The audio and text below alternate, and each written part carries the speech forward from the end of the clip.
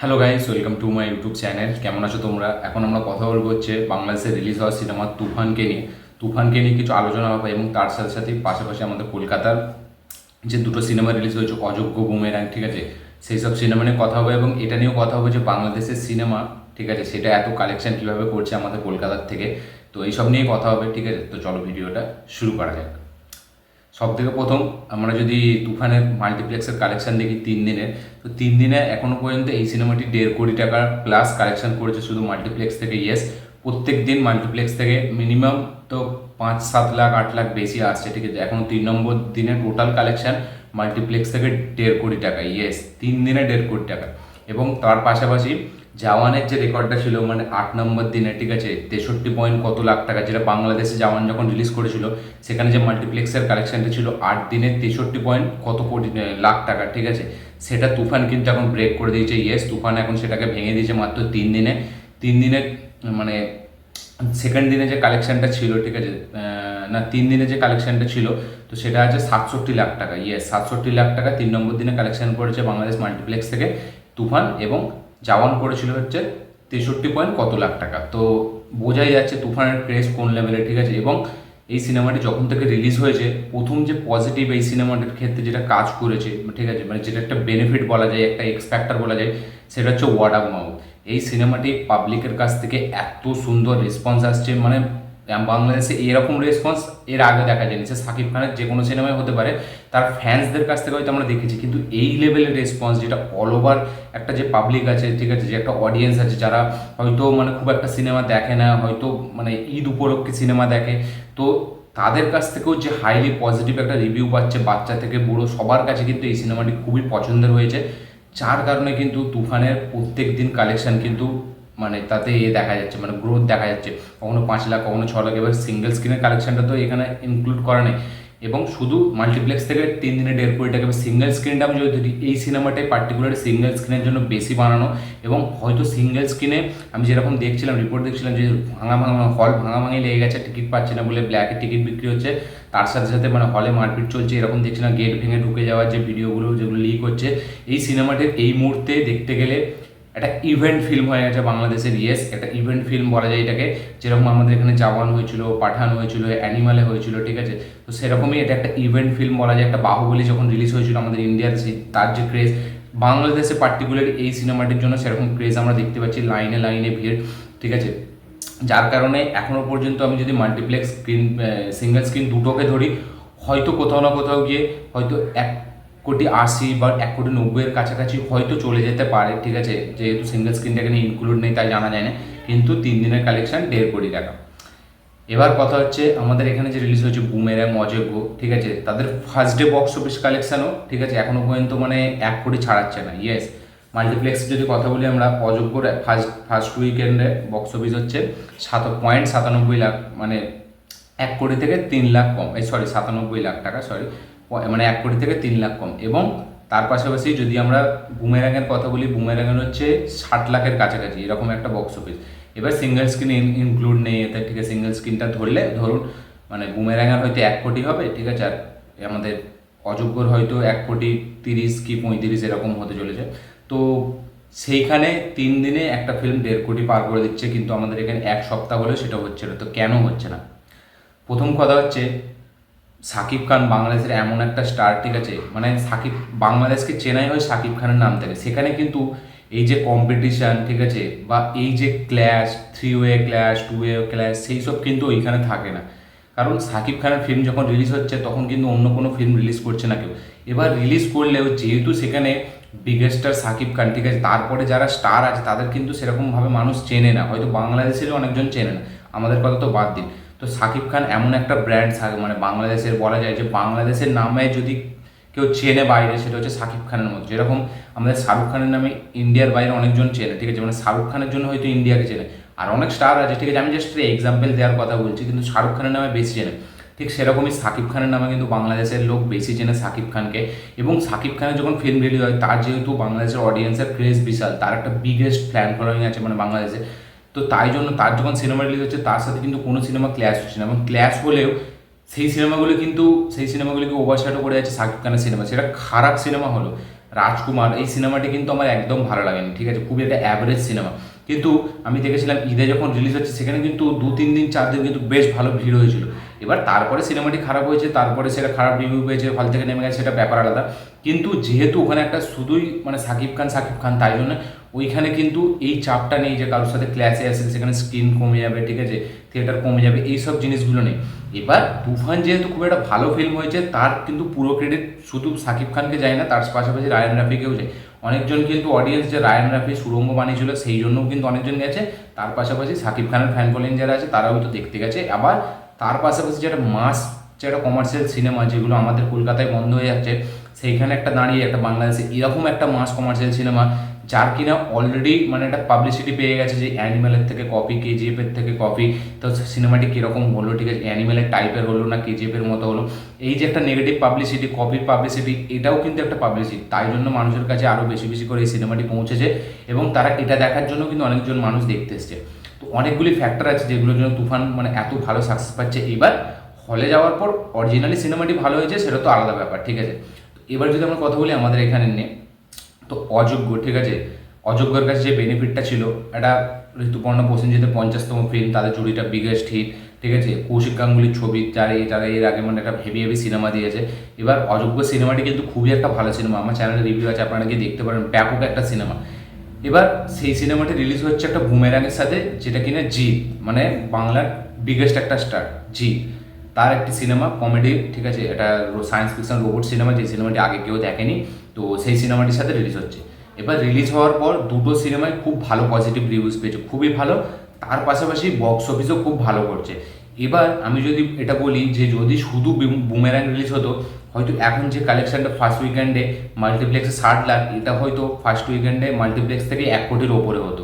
Yes, যদি শুধু boomerang release হতো। এবার যদি শুধু অযোগ্য রিলিজ হতো, অযোগ্যর মাল্টিপ্লেক্সের অযোগ্য অ্যাকচুয়ালি তো প্রসেনজিৎ, ঋতুপর্ণের এইসব সিনেমাগুলোই তো অ্যাকচুয়ালি যে প্রসেনজিতের যে ফ্যান ফলোয়িং সেটা কিন্তু বেশিরভাগটা মাল্টিপ্লেক্সে, কিন্তু জিদ্দার যে ফ্যান ফলোয়িং, জিতের যে ফ্যান ফলোয়িং সেটা কিন্তু বেশিরভাগটা সিঙ্গেল স্ক্রিনে। কিন্তু যেহেতু বুমেরাং একটা মাল্টিপ্লেক্স ওরিয়েন্টেড ফিল্ম, একটা ফ্যামিলি ড্রামা ফিল্ম, তাই জন্য কিন্তু বুমেরাং দেখতে গেলে জিদ্দার হয়তো এখনও পর্যন্ত কেরিয়ারে সব থেকে বেশি হিট কিন্তু বুমেরাংই পাচ্ছে মাল্টিপ্লেক্সে দেখতে গেলে। যদি সিঙ্গেল স্ক্রিনের এতে মানে মাল্টিপ্লেক্সের এ থেকে দেখা যায় জিতের সিনেমা কিন্তু মাল্টিপ্লেক্সে খুব একটা বেশি ওয়ার্ক করে না, করে সেটা কিন্তু এই লেভেলে নয়, কিন্তু বুমেরাং সেখানে বিশাল করছে যেহেতু একটা ফ্যামিলি ড্রামা ফিল্ম।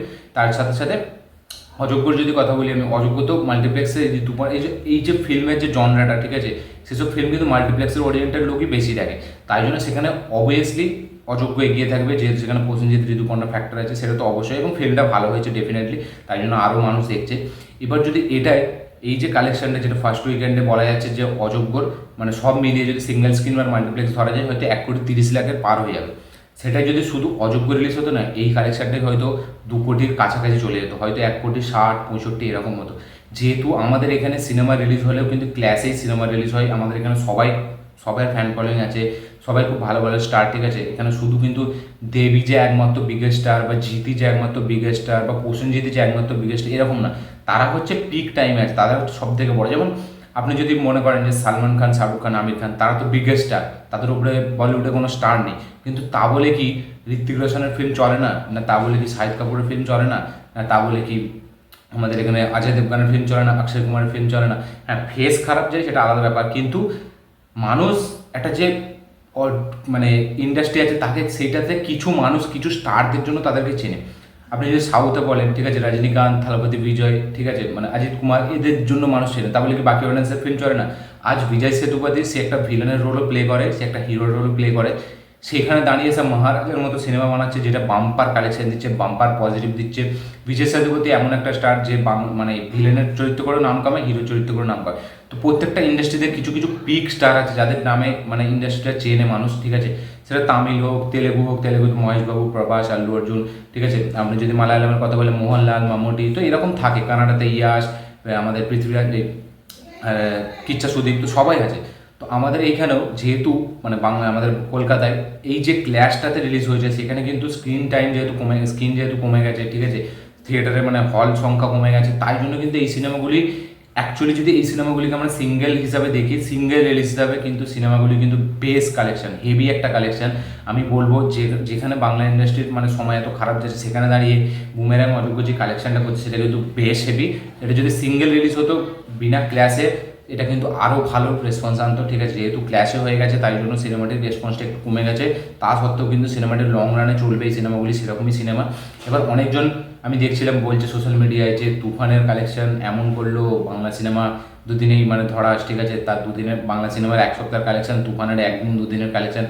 এই যে কথাগুলো যারা বলছে, ঠিক আছে, তাদের অ্যাকচুয়ালিতে কোনো সেন্স নেই। মানে এই যে কি থিয়েটার, কি হল সংখ্যা, কি ভাগ হয়, কি ক্ল্যাশ, কি স্টার, এইসবের তাদের কোনো মানে চর্চা নেই, যার কারণে তারা এটা বলছে। একটা তুফান বাংলাদেশের এমন একটা সিনেমা, বাংলাদেশে একটা সিনেমা দেখার কিন্তু ছল আছে, সাকিব খানের সিনেমা হলে, এটা কিন্তু মানা যায়। যেরকম আমরা দেখেছি সাউথে যখন বিজয়ের সিনেমা বেরোয়, সেটা যদি নর্মাল ডেও থাকে সেখানে কিন্তু একটা ইভেন্ট হয়ে যায়। বিজয়ের সিনেমা মানে ফার্স্ট ডেতে সে যত খারাপই সিনেমা বানাক, সে মানে 40-50 কোটির ওপরে কালেকশন দিয়ে দেবে, সেখানে বিজয়ের স্টারডমটা ওরকম। এবং সে যখন সিনেমা রিলিজ করে তার ফিল্ম একটা ইভেন্ট ফিল্ম হয়, এখানেও কিন্তু শাকিব খানের সাথে সেম। যেহেতু মানে বাংলাদেশের সিনেমা দেখার খুব চলটা খুব কম, সেখানে নাটক বেশি চলে, ঠিক আছে। সিনেমা হয়তো শাকিব খানের সিনেমাগুলোই বেশি চলে, বাকিটা সেখানে নাটক চলে। এবার সেখানে যখন একটা এরকম লার্জার দ্যান লাইফ প্রেজেন্ট করা একটা সিনেমা আসছে লার্জ স্কেলে, সেখানে তো অডিয়েন্স দেখবেই, তার উপরে বকরাইদের ছুটি, তার উপরে শাকিব খান, তো অনেকগুলি ফ্যাক্টর কাজ করছে। তো সেই হিসাবে যদি আমরা তার সাথে এখানে আমাদের কলকাতার যদি ভার্সেস করে তুলনা করি, সেটা কিন্তু কোনো মানে হয় না। কারণ এখানে আমাদের এখানে একটা দুর্গাপুজোতে যে কটা ফিল্ম রিলিজ হয়, হয়তো শাকিব মানে হয়তো বাংলাদেশে অতগুলো ফিল্ম হয়তো বছরে রিলিজ হয়, কি তাও হয়ে যায়। আমি মানছি, আমি কাউকে ছোটো করছি না, ঠিক আছে, না বাংলাদেশের সিনেমাকে না কলকাতা সিনেমাকে। আমি খালি বলছি এই যে যারা বলে বা যারা বলছে যে বুমেরাঙের থেকেও এগিয়ে বা জিতের থেকেও এগিয়ে শাকিব খানের স্টারডম, ফ্যান ফলোইং, এগুলো সব মানে বেসলেস কথা, এগুলোর কথার কোনো মানে হয় না। হ্যাঁ, একটা জিনিস হয় যে ওইখানে রায়ান রাফি যেটা করে দেখাচ্ছে, সেখানে আমাদের বাংলা ইন্ডাস্ট্রির ডিরেক্টররা করে দেখাচ্ছে, এটা আমি অ্যাগ্রি করি।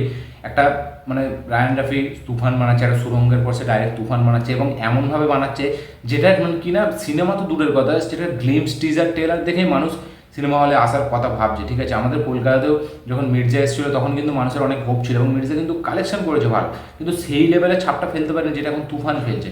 তো মির্জার হয়তো কোথাও না কোথাও গিয়ে এক্সিকিউশন লেভেলে হয়তো বা প্রেজেন্টেশন লেভেলে হয়তো একটু কম ছিল, যেটা তুফান কিনে এখন বেশি করছে। এবার সেটা তো বোঝা যাবে কলকাতায় আসলে, কারণ বাংলাদেশের অডিয়েন্স সেটা সুরঙ্গকেও তাদের কাছে বিশাল হেভি লেগেছিলো, ঠিক আছে।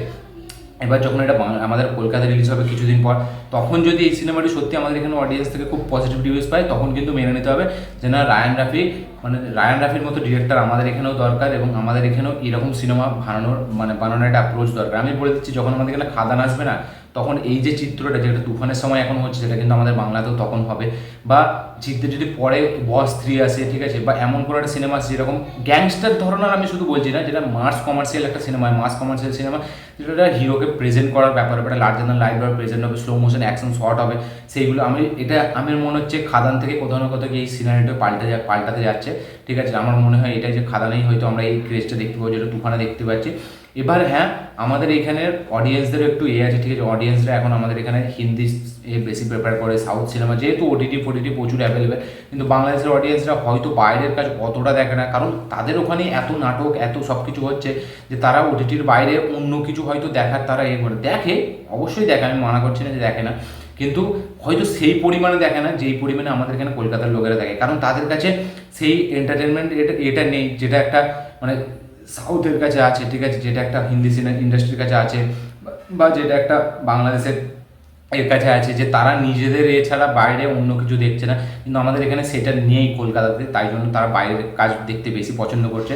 তো এবার আমাদের এখানেও এমন একটা মানে ডিরেক্টর দরকার, ঠিক আছে, এমন একটা স্ক্রিপ্ট দরকার যেখানে কিনা এই লেভেলের একটা রেসপন্স আনতে পারে, সেটা টিজার ট্রেলার দেখেই, মানে আমি সিনেমার কথা বলছি না, যেন এমন একটা টিজার প্রেজেন্ট করা হয়, এমন একটা ট্রেলার প্রেজেন্ট করা হয় যেটা যেন মানুষকে দেখার একটা আগ্রহ বাড়িয়ে দেয়। তো এই যে তুফান এত কালেকশন করছে সেটা অবশ্যই ভালো, আমি সেটাকে ফুল সাপোর্ট করি, এবং আমি মনে করি একটা ফিল্ম যেই লেভেলে খেটে বানানো হয়, ঠিক আছে, তার জন্য বক্স অফিস ডিজার্ভ করে। যদি ভালো ফিল্ম হয় অবশ্যই বক্স অফিস ডিজার্ভ করে, সেটা যে হিরো হোক, যে ডিরেক্টর হোক, একটা নতুন ডেবিউ হিরো হলেও বা একটা পুরনো এই লিস্টের অ্যাক্টর হলেও বা ডিরেক্টর হলেও, তো অবশ্যই সেটা কালেকশন করছে ভালো। আমি বলবো তুফানের কালেকশন বেস্ট কালেকশন, এবং হয়তো এই সিনেমাটি একটা ল্যান্ডমার্ক সিনেমা হয়ে যাবে, যেটার থেকে পরে উদাহরণ হিসাবে কাজ করবে, যেরকম আমাদের এখানে কেজিএফ কাজ করছে, যেরকম আমাদের এখানে দাঙ্গাল একসময় কাজ করেছে, একসময় বজরঙ্গি ভাইজান কাজ করেছে, যেরকম এখন জওয়ান কাজ করবে। তো একটা ল্যান্ডমার্ক ফিল্ম হয়েছে অবশ্যই, এবং আমি এটা মনে করি তুফানের কালেকশনটা এখন লং টাইমে অনেক চলবে। এবং এই জওয়ানের রেকর্ড ভেঙে দিয়ে সেটা অবশ্যই একটা ভালো সেটা ভালো সাইন। কিন্তু এই যে ব্যাপারগুলো যে মানে বাংলা ইন্ডাস্ট্রির থেকে বেশি কালেকশন করছে, বাংলাদেশি বাংলা হিরোয়ের থেকে বেশি শাকিব খানের ফ্যান ফলোয়িং, এটা ভুল কথা। ঠিক আছে, আমি মানছি তার ফ্যান ফলোয়িং অবশ্যই, ঠিক আছে, শাকিব খানকে সত্যিই বাইরে হচ্ছিল, কিন্তু আমাদের এখানে স্টারদের কিন্তু কম ফ্যান ফলোয়িং নেই। ঠিক আছে, একটা সময় গেছে যখন হয়তো শাকিব খানের নামটা অতটাও মানে মানুষ চেনেই না বাংলার বাইরে, ঠিক আছে, বাংলাদেশের বাইরে বা বাংলাদেশে হয়তো অতজন চেনে না, তখন কিন্তু অলরেডি আমাদের এখানে 10-12 কোটি বক্স অফিস দিয়ে দিয়েছে নতুন নতুন স্টাররা, মানে যারা উঠছে।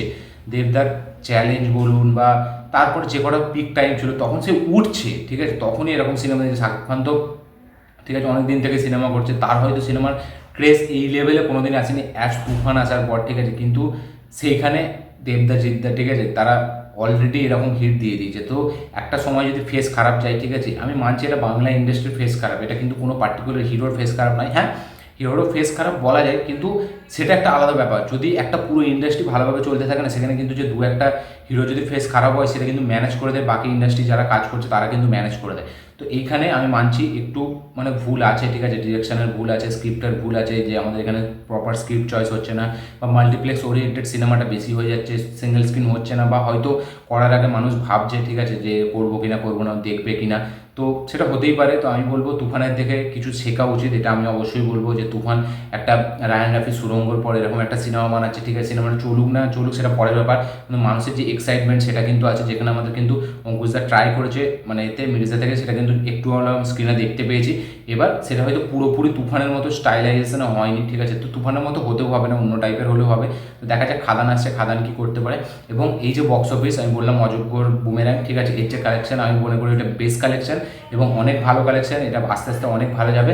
এবার তুফান যে লেভেলের ফিল্ম, মানে যে কমার্শিয়াল কমার্শিয়াল যে জনরাটা ওর, সেটা তো অবশ্যই কালেকশন বেশি আসবে এবং সেটা অবশ্যই অডিয়েন্স দেখবে। আমাদের এখানে রিলিজ হলেও কিন্তু সিনেমাটি একটা প্রথম দিনের কালেকশন বেশ ভালো হবে আমি এটা মনে করি, এবং জেনুইনলি যা পজিটিভ রিভিউ দেখা যাচ্ছে সেটা নিয়ে মনে হচ্ছে সিনেমাটি ভালোই হয়েছে। দেখা যাক এবার আসলে আরও বোঝা যাবে, এবং অনেকজন আমাদের ইন্ডিয়া থেকেও দেখতে যাচ্ছে বাংলাদেশে, তো এগুলো ভালো সাইন। তা বলে এই যে ভার্সেস করাটা এটা ঠিক নয়, কেউ কারোর থেকে বড় কেউ কারোর থেকে ছোটো এগুলো বলাটা ঠিক নয়। আমাদের এখানে দেবজিতের প্রসেনজিতের যে ফ্যান ফলোয়িং সেটা বিগেস্ট লেভেলে, পিক লেভেলে, ঠিক আছে, সেটা জাস্ট ম্যাচ করার কেউ ভাবতে পারবে না। সেখানে শাকিব খান আছে অবশ্যই, সেখানে শাকিব খান, সেখান থেকে যদি কেউ এসে বলে যে দেবের থেকে বড়, এগুলো ভুল কথা। তাহলে কালেকশন যদি বক্স অফিস বসাই ভাই, তাহলে কিন্তু মানে সব বেকার হয়ে যাবে। তো আমার এটাই বক্তব্য যে তুফান অবশ্যই হেভি কালেকশন করছে এবং তুফানের দেখে কিন্তু কিছু শেখা দরকার আমাদের এখানে কলকাতার ডিরেক্টর বা একটা যাই বলি, ঠিক আছে, তো সবাইকে সেখানে সেরকম একটা অ্যাপ্রোচে কাজ আনা দরকার। এবার আমার মনে হয় এটা যে তুফানের পর হয়তো সেটা হতেও চলেছে, সেটা হওয়া দরকার। এবার তুফানের কালেকশন সেটা বেস্ট হেভি, প্রচুর একটা ভালো কালেকশন, অল দ্য বেস্ট তুফানের জন্য এবং অল দ্য বেস্ট বাংলাদেশ অডিয়েন্সের জন্য, অল দ্য বেস্ট মানে শাকিব খানকে, অল দ্য বেস্ট আয়ন রাফিকে। তো তারা যে কাজটা করে দেখিয়েছে সেটা সত্যিই মানে একটা প্রশংসার কথা, এবং তার সাথে সাথে যে বক্স অফিসটা আনছে সেটাও একটা ব্যাপক। এখানে আমাদের বুমেরাং অযোগ্য যেটা করছে তার জায়গায় বেস্ট, বিনা ক্লাসে আসলে হয়তো এর থেকে বেশি করতো। এবং কোথাও না কোথাও গিয়ে বাংলা অডিয়েন্সকে দেখা যাচ্ছে এই দুটো সিনেমার জন্য, ঠিক আছে, ভিড় করতে, এবং সেটা দরকার। এবার আমাদের এখানেও যেন বেশি বেশি কমার্শিয়াল সিনেমা হয়, আমি এটাই চাইবো, এটাই অ্যাক্টরদের কাছে আমার অনুরোধ যে আমাদের এখানেও সেই একটা আওয়ারা, ঠিক আছে, সেই একটা মানে কি বলবো রংবাজ একটা চ্যালেঞ্জ, এরকম একটা সিনেমা, ঠিক আছে, করা যাবে, অবশ্যই করা যাবে। একটা কানাডা ইন্ডাস্ট্রি যদি কেজিএফ বার করে দিতে পারে, একটা বাংলাদেশের ইন্ডাস্ট্রি যদি তুফান বার করে দিতে পারে, সেখানে আমাদের বাংলা ইন্ডাস্ট্রি কেন পারবে না এত বছর পর। এবার যদি একটা সিনেমা বানানো হয় সেটাই যদি কাজ করে, তারপরে কিন্তু আরও সিনেমা আসবে। তো আমি বলবো অবশ্যই ভালো ব্যাপার, ঠিক আছে, তুফান কালেকশন করছে এবং তুফানের কালেকশনটাকে আমি সমর্থন করি এবং আমাদের এখানে যে কালেকশন রয়েছে সেটাও তার জায়গায় বেস্ট, কেউ কারোর থেকে কম না, কেউ কারোর থেকে বেশি না। স্টারডম হিসাবে যদি আমি বিচার করি তাহলে অনেক ফ্যাক্টর বসাতে হবে, এবং বক্স অফিস থেকে বিচার করলে সেটাও অনেকটা ফ্যাক্টর আছে, ঠিক আছে, সেটা যদি করতে হয়তো বাংলাদেশের অনেক অডিয়েন্সের খারাপ লাগবে। তো আমি বলবো এইসবগুলো না করে যে যার হিরো যার পছন্দ সেখানে অবশ্যই তাকে সাপোর্ট করা দরকার, এবং তার পাশাপাশি বাংলা পরে অন্য হিরোকে সাপোর্ট করা দরকার। আমি আজ পর্যন্ত এটা করিনি, আমার ফেভারিট আল্লু অর্জুন হলো, আমি কোনোদিন মহেশবাবু বা প্রভাস এরকম করিনি। তো হবে বেস্ট সবার কাছে সবার জায়গায়, ঠিক আছে। তো আমি বলবো যেটা হচ্ছে সেটা ভালো হচ্ছে, বেস্ট, একটা খুব ভালো সাইন, ঠিক আছে। অপর স্টারদেরকেও মানে সাপোর্ট করার চেষ্টা করুন বা তাদেরকেও ভালো বলার চেষ্টা করুন, সিনেমা না দেখলেও কমসে কম এই নেগেটিভিটি ফেলানোর কোনো দরকার নেই, ঠিক আছে। তো অল দ্য বেস্ট তুফান টিমের জন্য, অল দ্য বেস্ট বাংলাদেশ অডিয়েন্সের জন্য, এবং অল দ্য বেস্ট আমাদের এখানে অযোগ্য টিম, বুমেরাঙের টিম, ঠিক আছে, তারপরে বুমেরাঙের স্টারকাস্ট, অযোগ্য স্টারকাস্ট, সেই বক্স অফিস যেটা আনছে তারা, সেটা বেস্ট একটা বক্স অফিস, ঠিক আছে। জিদ্দার একটা কামব্যাক, প্রসেনজিতের ঋতুপর্ণার যে জুটিটা সেটার আবার একবার কামব্যাক। তো অল দ্য বেস্ট সবাইকে। তো আমার এটাই বক্তব্য ছিল যে তুফানের কালেকশনটা অবশ্যই বেস্ট, ঠিক আছে। কিন্তু এই যেগুলো কথা হচ্ছে যে বাংলার থেকে বড় মানে বাংলাদেশ, এগুলো ভুল কথা, এগুলো বেসলেস কথা। এগুলো বিচার করতে গেলে আমি যদি বসি অনেক অডিয়েন্সের খারাপ লাগবে, ঠিক আছে। বাংলাদেশের অনেক অডিয়েন্স আছে যাদের খারাপ লাগবে, তো আমি কিছুজন মানুষের জন্য বাকি সবাইকে খারাপ করতে চাই না, ঠিক আছে। আমার স্পেশালি আমি বলবো ফিল্ম ভালো লাগবে, আমার সুরঙ্গ হেভি লেগেছিলো, সত্যি বলছি আমার সুরঙ্গ ফিল্মটা খুবই ভালো লেগেছিলো। আমাদের এখানে কলকাতায় হয়তো চলেনি, আমার ভালো লেগেছিলো পার্সোনালি। তো আমার যেমন এই যে সিরিজটা বেরোলো অপূর্ব, ঠিক আছে, গোলাম মামুন, সেটাও আমার বেস্ট লেগেছিলো। আমার চ্যানেলে রিভিউ আছে, আপনারা কি দেখতে পারেন। তো যেটা ভালো কাজ সেটা ভালো কাজ, ঠিক আছে, কিন্তু একটা ভালো কালেকশন হচ্ছে বলে সেটাকে অপর কালেকশনের সাথে জুড়ে করে দেবো এরকম মেন্টালিটি আমার নয়। তো আমি বলবো যে যা কালেকশন করছে ঠিক আছে, ঠিক আছে, এইটাও কালেকশন ভালো, আমাদের কলকাতার কালেকশনও ভালো। হয়তো কলকাতাতেও একদিন এরকম সিনেমা আসবে যেটা হয়তো কলকাতার কিছু লোক আছে যারা বাংলাদেশ সিনেমার সাথে তুলনা করবে, তো এগুলো বেসলেস কথা। তো এই ছিল আমার বক্তব্য, ঠিক আছে, এই সব নিয়ে, তুফান নিয়ে, আমাদের এখানে কলকাতার সিনেমাকে নিয়ে। এবং তুফানের একটি গান রিলিজ হতে চলেছে আজকেই, ঠিক আছে, কিছুক্ষণ পরে হয়তো রিলিজ হয়ে যাবে। তো আপনাদের কি বক্তব্য আমার এই যে এত বড় আলোচনাটাকে নিয়ে, সেটা অবশ্যই কমেন্ট করে জানাবেন। ভিডিওটি যদি ভালো লাগে থাকে লাইক শেয়ার কমেন্ট করে দিন। চ্যানেলটি নতুন হলে চ্যানেলটিকে সাবস্ক্রাইব করুন, বেল আইকনটি প্রেস করতে ভুলবেন না। দেখা হচ্ছে পরের ভিডিওতে, ততক্ষণের জন্য।